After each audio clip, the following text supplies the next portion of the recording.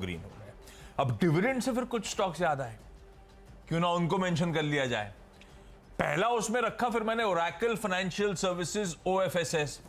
कुछ relief rally US में play out हुई है, पर हमारे यहां आईटी को लेकर कंसर्न्स, यूएस के नैस्डैक के मूव्स को भारत आईटी से मत जोड़े इस समय। यूएस के नैस्डैक में जिस तरह की कंपनीज लिस्टेड हैं, हेवीवेट्स हैं, वो consumer facing, consumer oriented businesses हैं जिनकी हम बार बार चर्चा करते हैं। कोई एप्पल, कोई फेसबुक वगैरह वगैरह वगैरह, उनका गेम अलग है।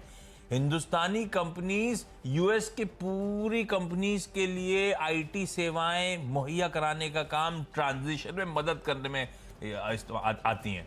तो बैंक्स का पेन यहां पे वैसे ही दिखेगा, क्योंकि हमारे सबसे बड़े क्लाइंट्स तो बैंक्स हैं वहां के, यूएस के लार्ज बैंक्स।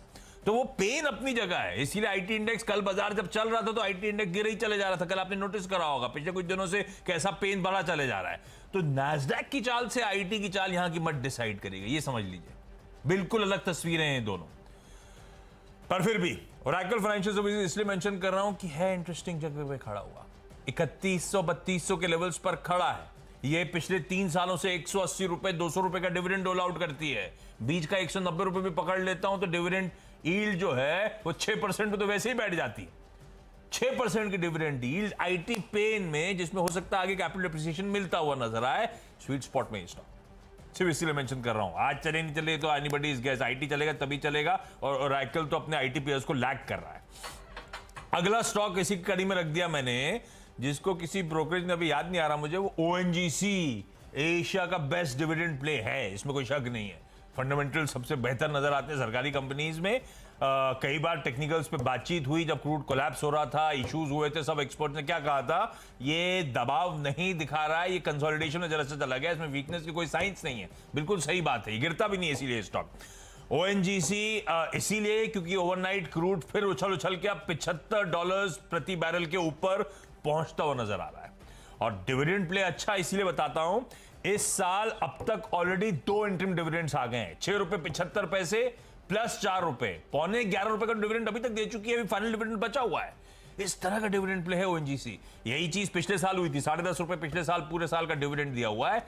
बढ़िया प्ले है, इसीलिए मेंशन कर रहा हूं। और क्योंकि डिविडेंड्स पे जज्बाती हो रहा हूं तो एक और स्टॉक मेंशन करता हूं।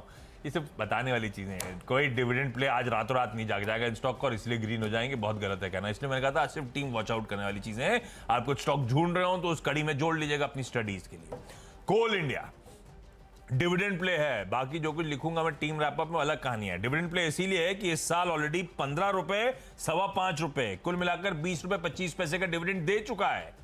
पिछले साल ₹17 का डिविडेंड दिया था। इस बीच कल नीरज जी क्या बता रहे थे, कोल इंडिया के चेयरमैन के शायद बयान की आप बात कर रहे थे कि उन्होंने स्पेसिफिकली कहा है, इसकी बात कर रहे थे कुछ तो कोल इंडिया के इन्होंने मेंशन करा था। कोल इंडिया ने कहा है कि वो दाम बढ़ाएंगे बहुत जल्द। हाँ, उनके चेयरमैन साहब ने कहा था बहुत स्ट्रॉन्ग केस बन रहा है, हम कोयले के दाम बढ़ाते हुए नजर आएंगे। इनफैक्ट दे गॉन टू से कि इस साल 23-24 फाइनेंशियल ईयर में 80 मिलियन टन का इंक्रीमेंटल प्रोडक्शन भी करेंगे। 700 मिलियन टन पे बैठे हैं, 780 मिलियन टन होगा, दाम बढ़ते हुए नजर आएंगे। कोल इंडिया के मैक्रो स्वीट स्पॉट पे डिविडेंड प्ले तगड़ा, इसीलिए कोल इंडिया को मेंशन कर रहा हूं।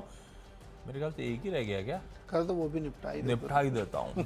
IOC तो सिर्फ खबरों के चलते, डिविडेंड प्ले नहीं है इस समय, नहीं है IOC वगैरह।